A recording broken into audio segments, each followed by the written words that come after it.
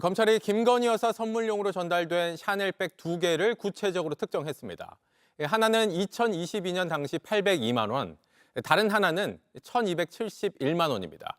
여기에 6천만 원대 다이아몬드 목걸이까지 더하면 통일교 측이 준비한 김 여사 선물 가격은 1억 원에 가까운 수준입니다. 검찰은 통일교 측이 건진법사에게 건넨 샤넬백 2개가 김건희 여사 수행비서인 유경옥 씨에게 전달된 것까지 확인했습니다. 최근 샤넬 코리아에서 샤넬백 2개의 가격도 추가로 파악했습니다. 윤석열 전 대통령 당선 직후인 2022년 4월 건넨 샤넬백은 802만 원.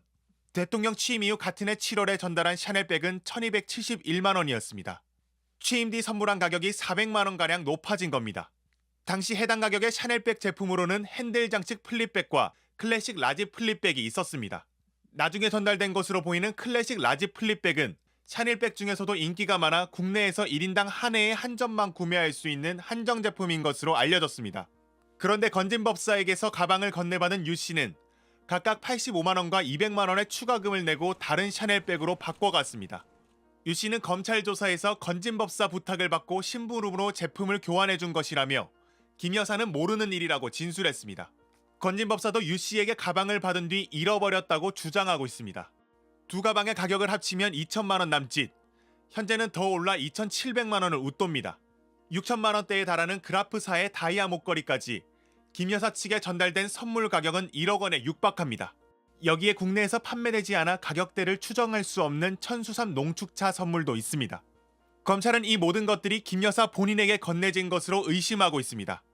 검찰은 선물들의 행방을 쫓기 위해 조만간 유 씨를 비롯한 김 여사 측근들을 다시 불러 조사할 전망입니다. 자승 스님 있잖아요. 근데 이제 2023년 11월인가 그때 이제 화재로 입적을 하셨는데 당시에 현장에 국정원이 투입이 됐다라는 거예요. 그때 그치, 그랬잖아요. 한 번에 홍정원에서 예. 얘기했잖아요. 네. 근데 이 홍정원. 여기에 80명 때 그러니까 요거 자체는 이제 보도가 나왔었어요. 당시 이제 홍장원 차장이 주장하기로는 대통령이 현장에 대공유행 혐의점이 있으니까 가가지고 가봐라고. 좀 알아봐라. 그래서 한 70명인가 요원들이 투입됐다라는 거잖아요. 근데 이 배경에 김건희 여사가 있다라는 얘기가 좀 있는 것 같아서. 그때 그 얘기가 나왔었죠. 네. 김건희 여사가 자승 스님하고 원래 이런저런 관계를 많이 가져왔었고 예. 자승 스님이 김건희 여사한테 많은 부탁을 했었었다. 네. 그랬는데 그런 부탁이 너무 이제 도가 지나치고 너무 힘이 들어가지고 그날 엄청나게 싸웠다. 예. 자승 스님하고 김건희 씨가. 여사하고. 그래서 예. 둘 간에 오고 간 얘기가 너무너무 많고 그것 때문에 혹시 증거가 남아있었을 가능성이 매우 높다. 그 자리에. 그게 이제 신용환 교수가 지난번에 저거 방송에서 했던 얘기인데 예. 그런 것들이 너무 위험한 상황이었는데 갑자기 그날 밤에 이분이 이제 입적을 하면서 네. 그 사실은 그날 자기가 맞은 최종적으로 입적하는 모습까지 동영상으로 찍어가지고 누구한테 보냈다는 얘기까지 있었어요. 원래가 증거를 남기기 위해서. 그거는 설마 진짜 그 여자 보살에게 넘겼다는 소리가 있었어요. 그 여자 보살 이름까지 특정이 됐었어요. 사실은 여기서 내가 말하지 않겠지만 예. 어쨌든 그런 상황이었는데 갑자기 이제 그런 일이 벌어지고 나니까 네. 지금 윤 대통령이 대공 혐의점이 있으니 딴 사람들 보내지 말고 네가 가서 해결해라. 그래서 그때 70-80명을 국정원 요원을 데리고서 거기 가서 처리를 잘했다는 거예요. 그렇게 잘해가지고 홍장원 차장이 그때 헌재 나와가지고 처음에 대통령이 자기에게 전화하게 된 계기가 뭐냐, 당신을 왜 신뢰하게 되었느냐라고 물어봤을 때 내가 그때 국정원에서 사람을 데리고 가가지고 이 자승스님 건을 잘 해결했던 것 때문에 인상 깊게 보셨던 것 같다. 근데 이렇게 얘기를 하면서 사실은 고의가 진행이 됐었어요. 예. 그런데 실제 그 다음에 대공 혐의점이 뭐였는지에 대해서 아무도 밝히지를 않았고 실제 이분이 왜 그런 행동을 했는지 결정을 내렸는지는 아무도 나타나지가 않았었고 그때 김건희 여사가 너무 슬프게 오열을 하면서 오는 모습만 사실은 그때 방송에 나 그게 나왔었죠. 너무, 나 지금 그 얘기 하려고 예, 사람들이 그때 전부 다 너무 이상하다. 이상하다고 그렇게까지 할 필요는 생각했지. 없지 않냐 이런 얘기까지 막 나왔었단 말이죠. 이제 그러다 보니까 지난번에 헌재에서 자승스님 처리와 관련해서 자기를 신임했다라고 이 홍장원 차장이 얘기하니까 다들 사람들이 아니 무슨 자승스님 건에서 국정원이 들어가서 처리한 게 뭐가 우리들에게 공표되고 알려진 게 없는데 뭘 잘했다는 거야. 이제 이렇게 얘기하면서 말이 나왔었어요. 그거만 예. 얘기면 70-80명이 동원될 수 있다.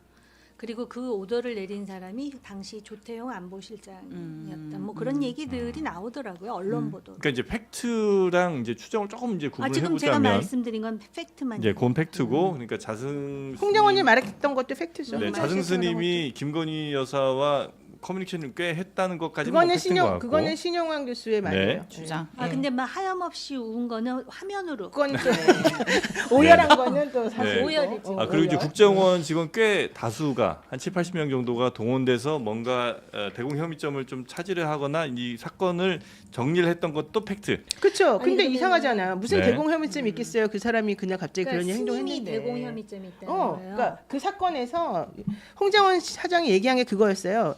윤석열 대통령이 대공 혐의점이 있는 것 같으니 니네가 가서 처리해라라고 했다는 거예요. 참 스님도 대공 혐의점 있고 참 독특한 그러니까 나라에서 그러면 기가 차서 스님의 말했구만. 대공 혐의점이 있다는 건 일단 상상도 안 가지만 네. 있다고 칩시다. 그래서 국정원이 동원됐다고 칩시다. 그러면 그와 관련된 수사 보고서가 나와야 될 거잖아요. 그거 되게 중요한 부분이잖아요. 네. 사람들이 그때 되게 궁금했던 거는 왜 검찰도 안 가고 경찰도 안 가고 국정원이 가냐 거기를 그걸 되게 의심스러워했어요. 근데 네. 그 다음에 보고서가 안 나왔어요. 무슨 얘기 상황이었는지가. 느낌이 남산의 부장들이라는 영화 느낌이 나네요. 좀. 요거는 주장이에요. 팩트.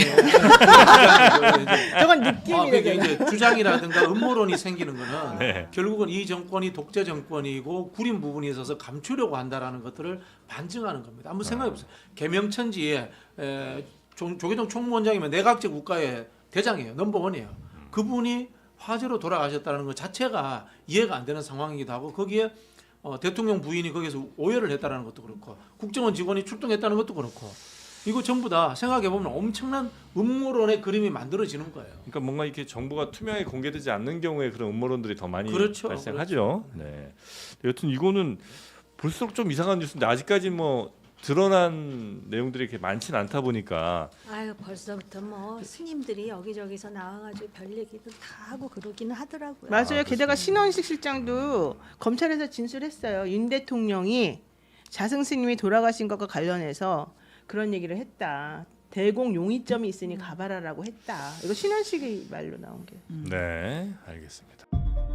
온 요양원이라고 노인 요양원이 하나 있습니다. 네. 김건희의 친오빠 김진우 씨가 대표로 있습니다. 식자재를 공급하고 음식을 조리하는 걸 책임지는 게 김건희 모친 최은순 현직 직원이 제보를 합니다. 도저히 사람이 먹을 수 없는 음식을 준다. 태운순이가 이제 요양원에 되는 음식물입니다. 아이씨 다 썩었는데 와, 또 있지 진짜 않아요? 이것들 안 거네. 토마토 주스 1.5리터 한 병인데요. 네. 요걸 16명이 나눠 먹습니다. 아픈데 병원을 안 데려가서 자꾸 죽는다.